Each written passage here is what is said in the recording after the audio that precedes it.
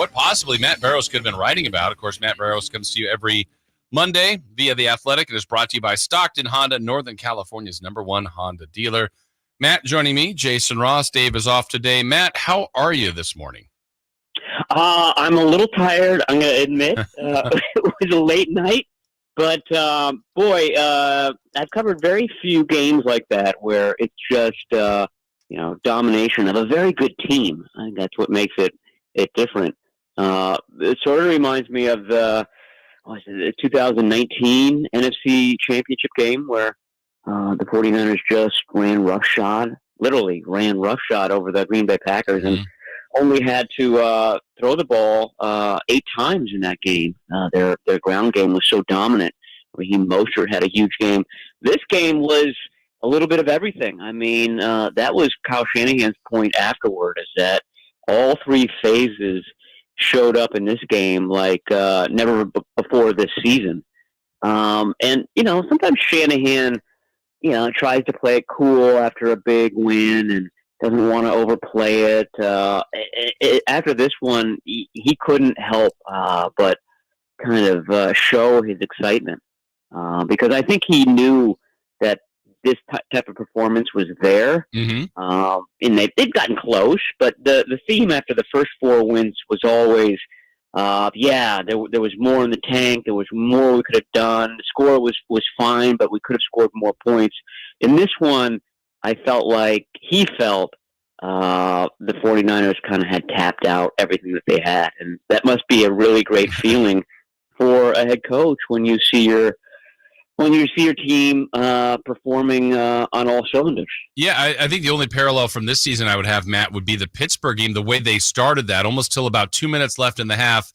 But it wasn't a 4-quarter game. They were really good, and they dominated the game, but that first quarter plus, they were so sharp. Yesterday, it really was 4 quarters of offense, defense, special teams, and they just took the Cowboys' spirit away. Yeah, it's true. The team that gets up quick can lapse, and you saw that in the Cardinals game. There was a blowout win, but there were periods where the defense seemed to doze off a little bit. It wasn't a dominating performance from that unit. Last night was dominance by the defense. The special teams looked really good. Mitch Wishnowsky was on fire, and then Purdy, George Kittle, Christian McCaffrey in that offense was virtually unstoppable. Yeah, and that's the thing I got to believe that's a nightmare for opposing defenses, because the Cowboys did come in with a pretty proud defense. I think the Niners just took Micah Parsons completely out of the game. You just never really felt like he was a factor. But, Matt, I don't know what you do, because I would say they did a decent job on McCaffrey. It's certainly one of his lesser statistical games, though he still was a factor. But then, Purdy can pick you apart. And this was Kittle. There's been a Debo game. We know there's been Ayuk games. I just, right now, between the play calling and the confidence this offense has, I said this earlier, Matt, if they continue to live in that 30-point or more range, I don't know how you beat the 49ers. Yeah, you're right. I mean, if they can get to 30, that defense is good enough to keep them down. I mean, things will pop up. I mean, right now we're waiting on a biceps injury to left guard Aaron Banks, who was off to a fantastic season. And there was a little bit of optimism that it wasn't a season ender, but biceps injury is kind of scary. You don't want to hear that if you're an offensive lineman. My point is that something like that could crop up at any point. And that would be, I don't want to say devastating, but you start to kind of tap into your depth at offensive line. And if you see around the league, that really doesn't exist on most teams. The offensive lines are pretty skimpy as it is. So that could be an issue. But you're right. I mean, this was dominant. To your point, I think that the Cowboys' game plan was very much stop McCaffrey. I mean, of course it was. And it's something that they did really well in the playoffs last year. But when a team is sort of committing, throwing everything at one facet of the offense, Shanahan has a way of making you pay for that. And I remember going into SoFi Stadium in 2021, that big Week 18 game that year, and it was Debo this, Debo that. Everything was about Debo, and the Rams just sold out to stop him. And on one play, he ran to the outside and then stopped and threw a pass to Juwan Jennings for a touchdown. So Shanahan can beat you if you overcommit to one area, and I think that was sort of the impetus of that trick play last night in the second quarter that really started to break things open. The Cowboys had committed to stopping that particular stretch zone run by Christian McCaffrey, and when they overcommitted, the 49ers made them pay. So it was creative, it was dominant, it was a little bit of everything last night. Yeah, and if anybody hasn't seen it, you can check out Matt's work at The Athletic. You're the play. That's the play called Gumby, correct? That's the play called Gumby because it's a stretch. It's one of their zone stretch runs. That's the staple of their offense. Those runs to the outside by Christian McCaffrey, which are led by George Kittle, and so you do that 3 times, and on the 4th time, you throw a flea flicker. It's a very simple formula, for a W. Yeah, you can check out Matt's work at The Athletic. And Matt, I don't know, for you just professionally as a writer, when you're covering a team, when so many things are going well, not that we're looking for trouble, but sometimes do you find it easier if it's, hey, this is going on, team needs to address this and fix this? Right now, that list is pretty small. Yeah, when people, ask me about, what are some issues the 49ers could face over the first 4 weeks, you had to kind of get creative. You had to strain a little bit, and, I would point to cornerback depth and obviously offensive line depth, which I just talked about. But, beyond that, that's it. I mean, this is as complete a team as I've ever covered. I've been covering this team for the last 21 years. I mean, we're starting to get to 1990s era teams, Steve Young teams, teams that had Jerry Rice on them as far as up and down talent. So it's impressive. It's only week 5. That sort of kind of gives me a little bit of pause. This is the best team ever. They're number 1 in the power rankings. There are still 12 weeks to go. So a lot can happen and a lot will happen. But at the very least, I think you can take away that the 49ers are extremely focused. That they're not being blindsided by good teams. They're not overlooking bad teams. They've seen a nice mix of those teams. They've won on the road. They've won at home. They've won at 10 o'clock in the morning. They've won in prime time. They seem to be built right as far as the composition of their locker room for taking on all comers, and they're not going to be surprised by any team. So I think that is a very good sign going into this last 2/3 of the season. I don't know that it matters that they have to be in a close game. I guess you could argue the Rams game, and that that's a team that has a lot of institutional knowledge on the 49ers, and the Niners had to kind of grind their way to find a way to win that one. But for the most part, Matt, it's been light work, and they haven't been stressed, with time and score and timeouts and how do they handle this late. Again, I don't know that they have to go through that, but would that be one area? I guess, I don't know if it's a question mark, but, playoff time, likely you will be in games like that. Yeah, for sure. I mean, I talked to JT O'Sullivan about that. He really kind of scrutinizes Brock Purdy and a lot of the young quarterbacks across the league. And he said, that is a missing element, because Purdy's been so good. I mean, they rarely are working with a deficit. I mean, I think the last fourth quarter deficit was on New Year's Day when they were in Las Vegas, and that was only brief before they retook the lead in that game. His point was that you haven't seen him play from behind. You haven't seen the 49ers really have to lean on that drop-back passing game. When you can't run anymore and you have to go to the pass and you have to throw over the top, you're down by that many scores.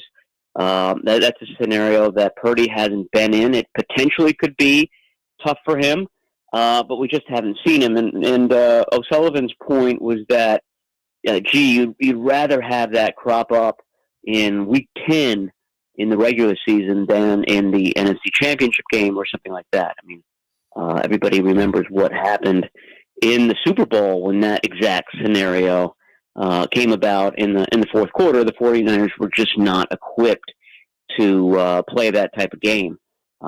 So, but getting one of those under your belt, boy, that would be ideal. But, if the 49ers keep playing the way that they have, they won't. The team that scored on every opening possession of the year so far, that to me just kind of typifies, underscores just how on the ball they are, how prepared this veteran team is for each of the games that they play. I think that last point is great, Matt, because I thought, it's so little things sometimes. But the Cowboys win the toss. I get why they did what they did. They defer. Most teams do that. But it's like, we're going to make the statement. Our defense is great. We're going to stop you. We also get the ball to start the second half. So let's make the tone set early. 7 plays, 75 yards later, there's, Kittle catching one from Purdy. And you're like, well, that didn't work. It's already 7-0. And now the Cowboys are playing chase. And they didn't get a first down until the second quarter. So it felt like the Niners did such a great job of setting the tone from the beginning. And then they ultimately got that separation. And it just makes you wonder what the Cowboys are thinking after that 32-point loss. Right, and Purdy is perfect on that drive, and he was near perfect the game before. And you're sitting there as the Cowboys on the sideline saying, we don't look any different than the Arizona Cardinals did to this guy. To me, it just kind of speaks to what they have inside that locker room, and then I'm talking about the coaching staff as well. This is, the 49ers are in a very, very good sort of wheelhouse of their, evolution. We've got these guys. George Kittle turns 30 today, but most of them are in their late 20s. They're at their peaks, and they played a lot of football, and it's just a good group to have. They're close to becoming an older team. But this is the window seems really, really ideal right now, just in terms of kind of where they are physically and more to my point, where they are mentally. This is a veteran, mature team that's not making a lot of mistakes, that's ready for each of these games, and you're seeing the product of that on the field. I want to ask you about Fred Warner, his individual game. I mean, he's been a stud for years, but the punch-out fumble force, which was just kind of a miracle, the way the ball bounced. The interception showed his effort on staying with the play. And I think his sack was impressive because, Dak tried to pump fake him, didn't fall for it, and still got him. 8 or 9 tackles. He was just everywhere. What does this guy mean to that defense right now? Yeah, I mean, he is the defense and really symbolizes it. And I remember when you see him before games giving speeches, and sometimes, and I'm guilty of this, you're a little bit cynical about all the kind of rah-rah stuff and, another speech. When I was in the locker room last year, and it was just kind of a fly on the wall at halftime, this was during the Tampa Bay game, their rout of Tom Brady, I watched Fred Warner, and he was doing the same thing inside there. And it just kind of dawned on me just how impressive it was that you've got one guy that never shuts off. His mission in life is to make sure that everyone around him is ready. Everyone around him is firing on all cylinders. And he does that on Monday, on Tuesday, in a walkthrough, in a full practice, before a game, in the middle of the game, after a game. It never stops with Fred Warner.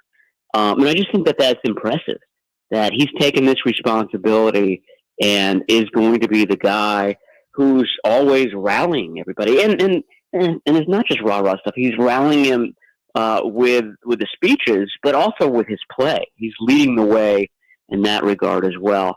My point is that for the last year or so, I've been really, really impressed with him.